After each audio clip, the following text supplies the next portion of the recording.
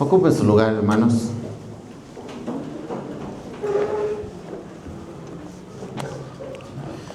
Es grato, hermanos, estar una vez más en este lugar. Ya tenía un tiempo que no estaba aquí con ustedes. Y bueno, pues hemos estado haciendo muchas cosas. Hemos estado trabajando en las cosas de Dios. En su momento me tocó ser el coordinador de la región y también he estado trabajando en el área de gobierno de la iglesia y también pues en el trabajo como pastor en la localidad de Cuautlalpan.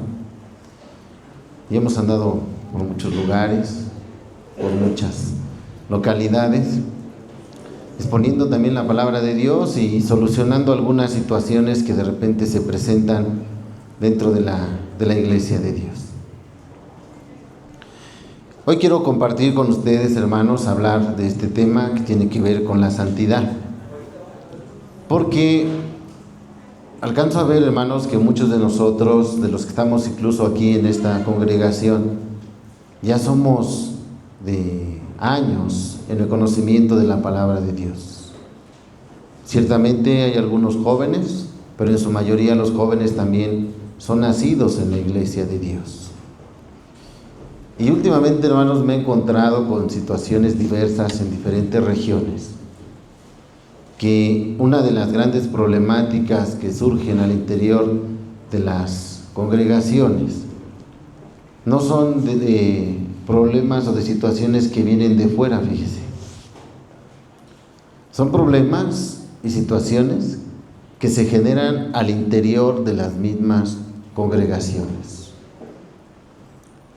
Y a veces yo de verdad he meditado sobre este particular, de por qué se generan este tipo de situaciones en las localidades y en dónde están los focos rojos de atención para en algún momento poder ayudar, poder dirigir, organizar, para que podamos en algún momento, hermanos, resarcir estas cosas que destruyen la congregación, que destruyen la iglesia de Dios.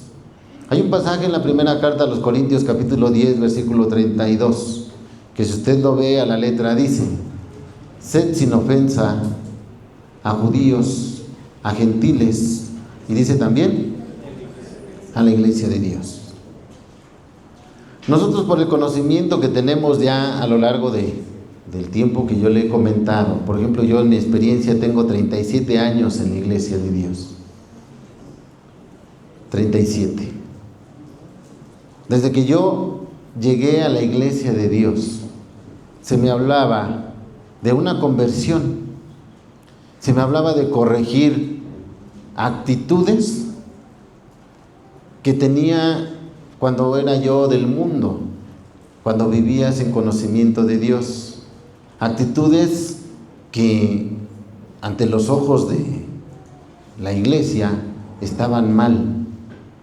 Porque ha de saber usted que nosotros nos vamos corrigiendo bajo una moral, no bajo una moral que establece la sociedad, sino bajo una moral que establece Dios a través de su palabra, porque Dios es un Dios moral.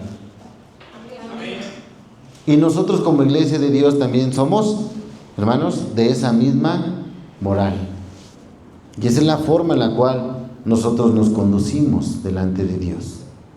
Cuando dice aquí, sed sin ofensa a judíos, a gentiles, y me sorprende cómo concluye el versículo. ¿A quién más dice? Y entonces yo me ponía a pensar, ¿por qué a la iglesia de Dios? ¿En dónde está esta parte? Y he estado, hermanos, hablando de esta temática, al menos en 10 localidades diferentes, con exposiciones diferentes, en donde en algunas así, bien directamente, me decían los hermanos: hermano, le pido que hable de este tema. Y luego iba a otra congregación y me decían: hermanos, ¿va usted a compartir la palabra de Dios? ¿Tendrá algún tema sobre este particular? Y yo de verdad me sorprendía, ¿no? Me iba sorprendiendo cómo es que van surgiendo estas problemáticas hacia el interior de las congregaciones. Y alguna vez tuve que hacer una diferencia entre lo que es una congregación y lo que es la iglesia de Dios. Ahora llegamos ya, hermanos, a tal grado de hacer diferencia entre una congregación y una diferencia de lo que es la iglesia de Dios. Y ahora tenemos que hacer la diferencia de lo que es el bautismo y de lo que es la conversión. Es nada más en algún momento cómo vamos analizando las cosas y cómo se van dando. Cuando el propósito de Dios en la Escritura está bien definido y está bien orientado. Dice, por ejemplo, hermanos, el pasaje que se encuentra en Malaquías, capítulo 2, versículo 15, si usted lo quiere ver en la Escritura. Malaquías 2:15 dice, hermanos: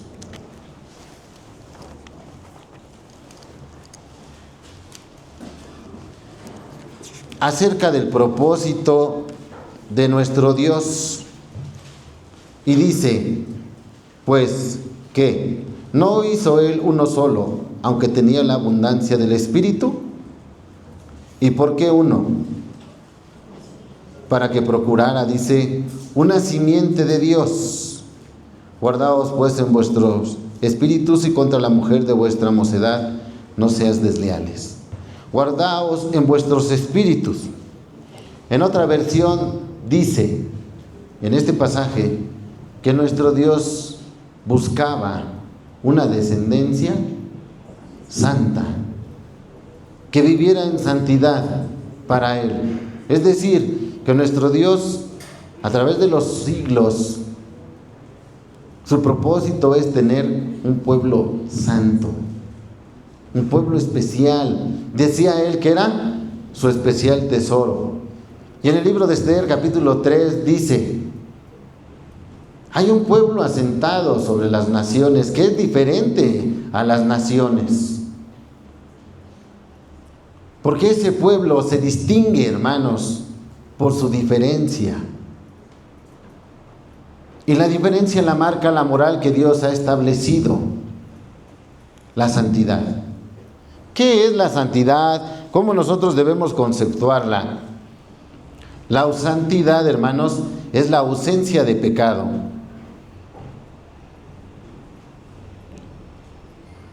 Y aunado al concepto de santidad viene el orden de la humildad. ¿Qué es la humildad? La ausencia de orgullo, la ausencia de egoísmo. Y la humildad es el punto exacto para poder servir a Dios, para poder desarrollar el trabajo de Dios. Santidad y humildad. Si no están esos dos, yo le decía a los hermanos que estaban con la instrumentación y decían, no, ahorita vamos a cantar este himno y vamos a hacer este otro, y así, yo les decía, ¿de dónde te surge la intención de querer cantar ese himno para Dios? ¿De dónde surge? No, es que es la letra del hermano, y es que él es bueno con la guitarra, y le hace un requinto así, y así, así. Eso no sirve. ¿Qué? Eso no sirve. El concepto de alabar a Dios no es requintear un instrumento y tener la mejor guitarra en las manos. Eso no es alabanza a Dios. Alabar a Dios surge del amor que le tenemos a Dios, de haber reconocido el sacrificio precioso de su amado Hijo en nuestra vida, y que ese sacrificio precioso nos haya tocado el corazón, y que ese sacrificio nos lleva al arrepentimiento, y que es el arrepentimiento el habernos dolido en nuestra vida, en estar lejos de Dios, en haber cometido pecado y estar lejos de Dios, y reconocer que a través del sacrificio precioso de Jesucristo, habiendo derramado Él su sangre en el madero, esa sangre ha sido suficiente para rescatarme de ese lugar y ponerme en una condición de honor. Él levanta del polvo al pobre, dice, y al menesteroso del muladar. ¿Para llevarlo a dónde? Y después, hermanos, de que hemos nosotros pasado por ese proceso, de que hay un dolor de haber estado en esa condición delante de Dios, entendemos que Dios me ha amado de tal manera que lo menos que puedo yo hacer, hermanos, es amar a Dios. Un tiempo atrás me era un poco complicado, difícil poder sopesar en algún momento la vida de fe. Pero he aprendido a través de la Escritura que dice: por sus frutos los conoceréis. Y sí somos muy buenos a veces para estar criticando, para estar señalando, para estar diciendo.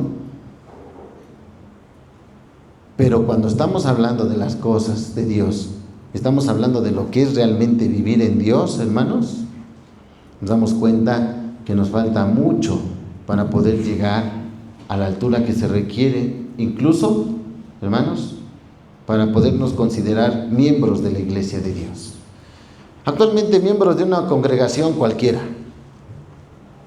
el que viene de visita, el que nada más viene una vez al año a la cena, ¿y dónde dice? ¿A dónde te congregas? Allí en Cuautlalpan. ¿De qué iglesia eres? De Cuautlalpan. Pero si viniera el Señor y te preguntara: ¿de qué iglesia eres?, ¿qué le contestarías?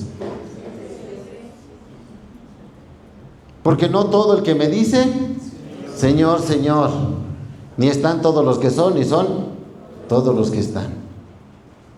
Entonces, sí, hermanos, hay una precisión en lo que Dios establece para su pueblo y hay una forma de poderlo comprobar.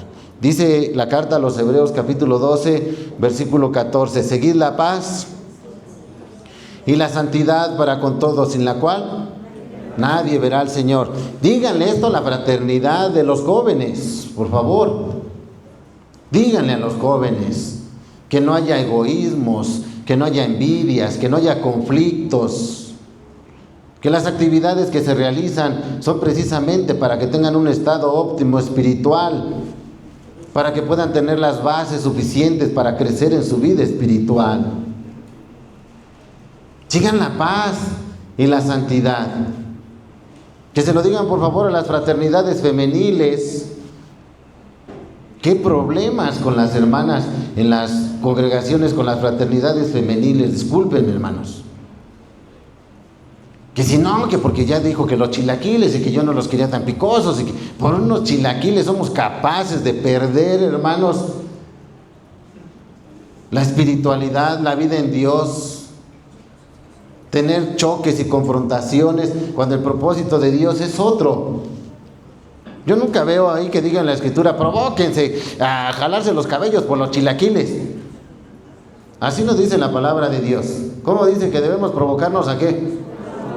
Pero hacemos todo lo contrario a lo que dice la palabra de Dios. Y que si sultanito que no vino tal día, que si fulanito que tal día que está haciendo lo otro, que si se está llevando esto, que si el otro aquel, que si... Y nada de eso tiene que ver con la vida en Dios. Por ahí se levanta aquel que ha leído cuantos libros y que cree que toda la ciencia ya la domina y camina con un orgullo y parece como el pavo real. ¿Y en dónde está todo eso en la vida de fe?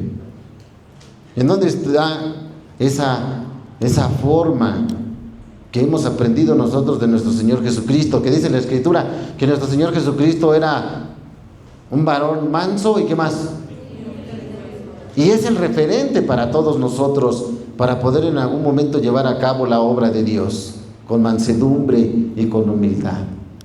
Dice, hermanos, que si nosotros en algún momento somos de Dios y queremos realmente crecer y queremos avanzar en la vida en Dios, debemos de sujetarnos entonces a la palabra de Dios. Dice el apóstol Juan: si me amas, guarda mis mandamientos. Yo les he dicho a algunos hermanos, a veces lo reflexionan, me han reclamado y les he dicho, hermanos, si no amas a Dios,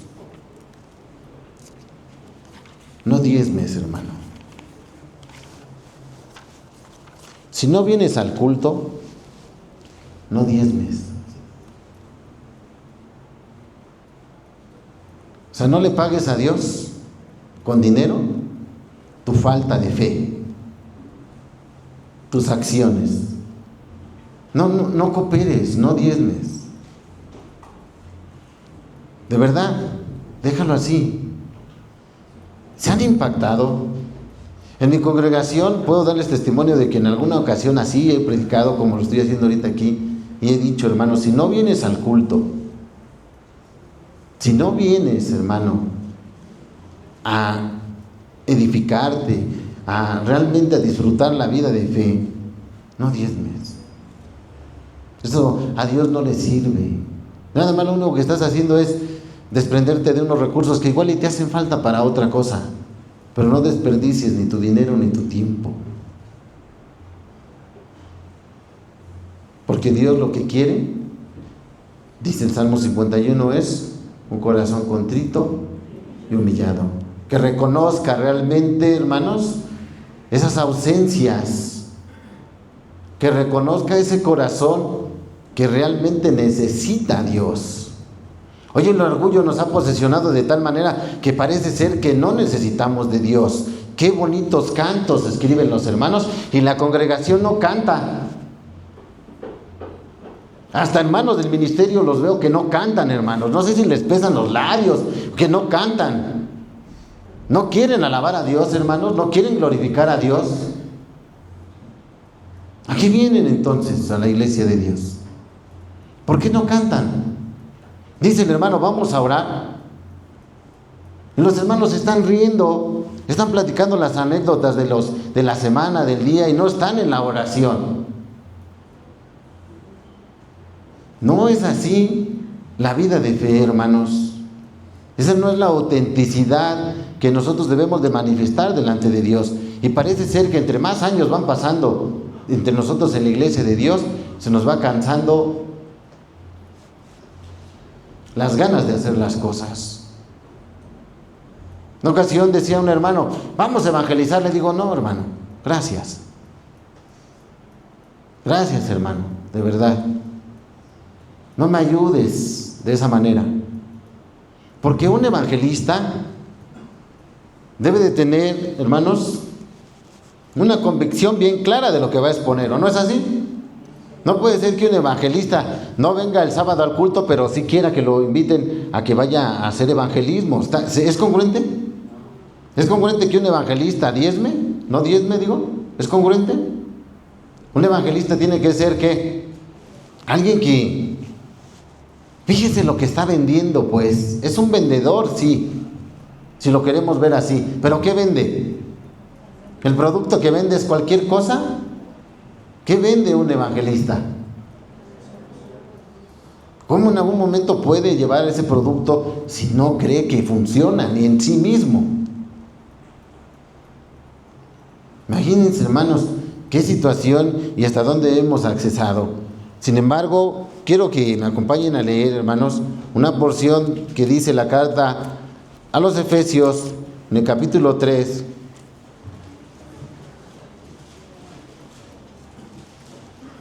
Dice el versículo 14, por esta causa doblo mis rodillas al Padre de nuestro Señor Jesucristo, de la cual es nombrada toda la parentela en los cielos y en la tierra, que os dé conforme a las riquezas de su gloria, el ser corroborados con potencia en el hombre interior por su Espíritu, que habite Cristo por la fe en vuestros corazones, para que arraigados y fundados en amor, podáis bien comprender con todos los santos cuál sea la anchura y la longura y la profundidad, dice, y la altura,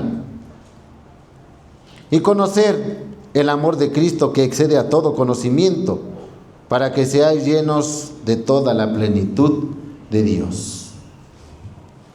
Para que seáis llenos de toda la plenitud de Dios. Una forma de medir en qué condición espiritual nos encontramos es en la forma de resolver la problemática que cotidianamente se nos presenta. En la forma de cómo nosotros vamos resolviendo los problemas que se nos presentan, nos deja medir la condición espiritual en la que nos encontramos cada uno de nosotros. Hay ocasiones que algún hermano tiene tal problema que dice, ya no voy a ir a la iglesia. ¿Qué condición espiritual tiene? ¿Realmente está Dios en él? ¿Realmente está confiando en la fe? Se le presenta algún otro problema y hay alguien que dice, me voy a aventar a las vías del metro. ¿Qué condición espiritual tiene una persona así? En la forma de resolver nuestros problemas podemos medirnos en qué condición espiritual nos encontramos. En la experiencia de la vida que cada uno de nosotros vamos viendo, podemos entonces ir poniendo en práctica todo lo que vamos en algún momento aprendiendo de las cosas de Dios.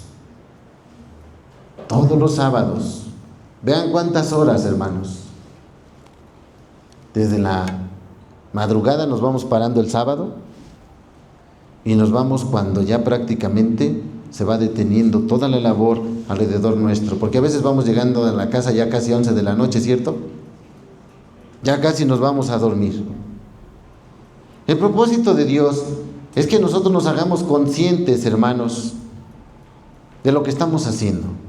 Y si somos de Dios, que podamos entonces manifestar todo aquello que hemos recibido de Dios a través de Jesucristo. ¿Jesucristo era misericordioso? ¿Jesucristo era amoroso? ¿Jesucristo amaba a sus hermanos? ¿Cuál es la doctrina de Jesucristo que nos ha heredado? ¿Que nos amemos qué? ¿Qué dice Gálatas capítulo 6 versículo 10? En cuanto dependa de nosotros, dice, hagamos bien a todos y mayormente ¿a quién? A los domésticos de la fe. Hermanos, que están en una fraternidad, que están en una organización de estas, ¿para qué estás allí, hermano? Los jóvenes, los que tienen a los niños, la femenil, los varones, ¿para qué estás allí?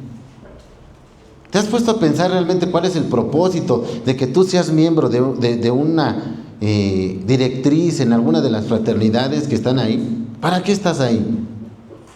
¿Cuál es el propósito? ¿Por qué Dios permitió que tú llegaras allí, hermano, hermana? Para esto, para que hagamos bien a todos, para que tengas la oportunidad de sentir un poquito lo que es Dios, lo que es su Hijo Jesucristo. Dice Jesucristo, mi Padre trabaja, ¿yo qué? Yo también trabajo. Tenemos un Dios que es trabajador, su Hijo Jesucristo es trabajador. ¿Cómo tenemos que ser los hijos de Dios? ¿Y en dónde vamos a desarrollar todas estas acciones? En el trabajo que se nos ha encomendado. Y tenemos la oportunidad de ser de la fraternidad de jóvenes, de los varones, de las mujeres. Tenemos la oportunidad de poder sentir eso, hermanos, de poder transmitir un servicio. Y eso nos detiene en la vida de fe. Y eso nos hace conflictuar. ¿Qué ganamos? ¿Eso es santidad? En ello, hermanos, ¿hay un recurso espiritual para seguir adelante o nos vamos deteniendo? Y es bueno reflexionar en todas estas cosas. Dice el apóstol Pedro en su primera carta, capítulo 1, versículo 15. Así como vuestro Padre Celestial que está en los cielos es santo, sed vosotros santos, ¿cómo dice? En toda vuestra manera de vivir. En toda. En el trabajo, en la casa, en la iglesia. En la mañana que veíamos la lección, alguien mencionaba a veces de las apariencias. En la iglesia ahorita todos de traje, decían, ¿no? Todos guapos, bien peinados, un buen léxico, dadivosos, ¿no? Yo te compro tu gelatina, ¿no? Acciones así, vistas por los hombres, pero ya en lo secular, en nuestras acciones, en nuestros proyectos, en las ventajas, en las formas que nos desarrollamos en la sociedad, ¿dónde, hermanos, manifestamos entonces con claridad esa espiritualidad? Sed vosotros santos, dice, en toda vuestra manera de vivir. Decía mi hermano ministro Rubén Bartolini, algo así, no recuerdo bien la frase, pero decía que hacemos maldad, ¿se acuerdan? Que de alguna forma, en algún momento, hacemos maldad. O todavía, hermanos, hay quien hace mal. Pero la Escritura nos dice, hermanos, que toda maldad, Juan capítulo 3, 5 me parece, 17, dice que toda maldad es pecado. Toda maldad es pecado. La que maquina uno mismo, y como dice el apóstol Pablo en los Romanos, y también en la que participa. Porque dice que no solo las hacen, sino también se complacen con aquellos que las hacen. Toda maldad es pecado. Sin embargo, por el lado contrario, cuando hablamos de la fe trae vida. En la fe, hermanos, está todo lo contrario. En la fe hay justicia, de tal manera que dice el apóstol que más el justo por la fe vivirá. Por el contrario está que la maldad es pecado, y por el lado de la corrección dice que el justo por la fe vivirá. ¿Cuál de las dos elige usted?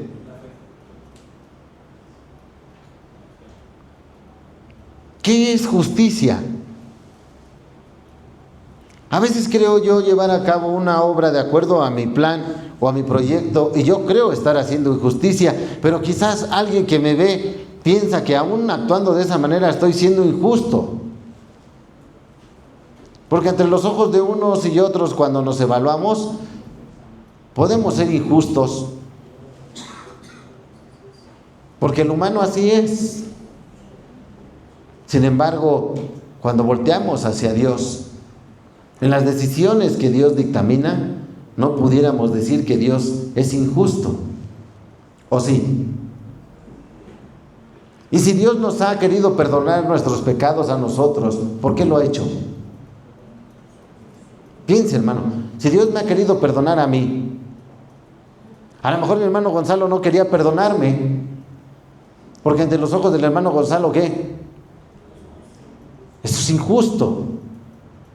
Pero Dios me quiso perdonar a mí. ¿Eso qué es? ¿Justo o injusto? Si Dios me ha perdonado, entonces, hermanos, ¿tú por qué no me perdonas?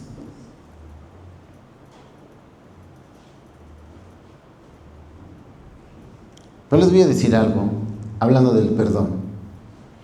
El perdón, reconozco que no es algo sencillo de tratar. El perdón no es algo sencillo de ver.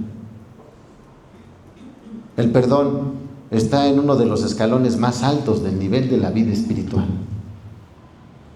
Para hablar del perdón, sí tendríamos que llegar, hermanos, a una espiritualidad de cierto nivel. Es por eso que tenemos todas estas problemáticas, que podemos evaluarnos y reconocer que aún no hemos alcanzado ese escalón. Y por eso se presentan todas estas cosas entre nosotros, porque es difícil perdonar. Pero cuando no somos espirituales, por eso nos cuesta trabajo. Si vemos lo que dice el capítulo 5 de Gálatas, que yo también les he dicho a mis hermanos allí en Cuautlalpan, si nosotros realmente pusiéramos atención a ese pasaje que habla del fruto del Espíritu, no tendríamos todos estos problemas. Porque todo lo podíamos arreglar en amor y así. ¿Qué dice Gálatas capítulo 5? Que el fruto del Espíritu es ¿qué? Paz, gozo, templanza, benignidad, paciencia. ¿Qué ocurrió esta situación? No pasa nada. Estamos hablando entre personas de criterio espiritual. ¿Qué pasa? No pasa nada. Es que el hermano y que... A ver, ¿qué pasó aquí? ¿Qué aplicamos? La paciencia, la tolerancia, el amor. ¿Y entonces qué? No nos pega, hermanos. No pasa nada. Está el diálogo, está la oración, están todas estas cosas que tienen que trabajarse a nivel de la humildad. Pero si no las ponemos en práctica, y si nos vamos a los sentimientos, y si nos vamos a cuando yo me pongo rojo, y ¿qué dijo? ¿Qué? Nada más porque estaba allí el hermano ministro, si no le arranco los cabellos. Si no, y dejamos que el sentimiento emerja, que una acción así salga, ¿y qué sucede? Empezamos a romper los vínculos de la fraternidad. ¿Cuál es, hermanos? Podemos decir el proyecto de Satanás. Él quiere que lleguemos todos juntos a la plenitud espiritual. ¿Qué quiere? Y uno de los dardos de Satanás que tiene mucho éxito entre nosotros es la división. Otro de ellos es el desaliento. Cuando alguien recibe ese dardo de Satanás, el desaliento en su corazón, ¿qué empieza a decir? ¿Ya para qué voy? Todos son iguales. Pues ya ni hay amor ahí. Mejor me voy a Cuautlalpan ahí. ¿Sí o no? Cuando el dardo de Satanás llega a nosotros, hermanos, estamos en una situación muy complicada. Sin embargo, dice Romanos capítulo 8, versículo 5. Los que viven conforme a la carne, ¿en qué se ocupan? A las cosas de la carne. Mas los que viven conforme al Espíritu, ¿de qué se ocupan? De las cosas del Espíritu. Cada uno de nosotros, hermanos, ya sabemos qué hacer. Aquí hay dos parámetros, la carne y el Espíritu. Usted decida en qué quiere ocupar su tiempo, su vida, su proyecto. Yo le aconsejo que lo reflexione y que vaya por la línea que Dios establece. Pero si quiere seguir en la carne, pues que le vaya bien, ¿cierto? Porque el justo por la fe vivirá. Hermanos, por su atención, muchas gracias. Que el Señor les siga bendiciendo. Paz a vosotros.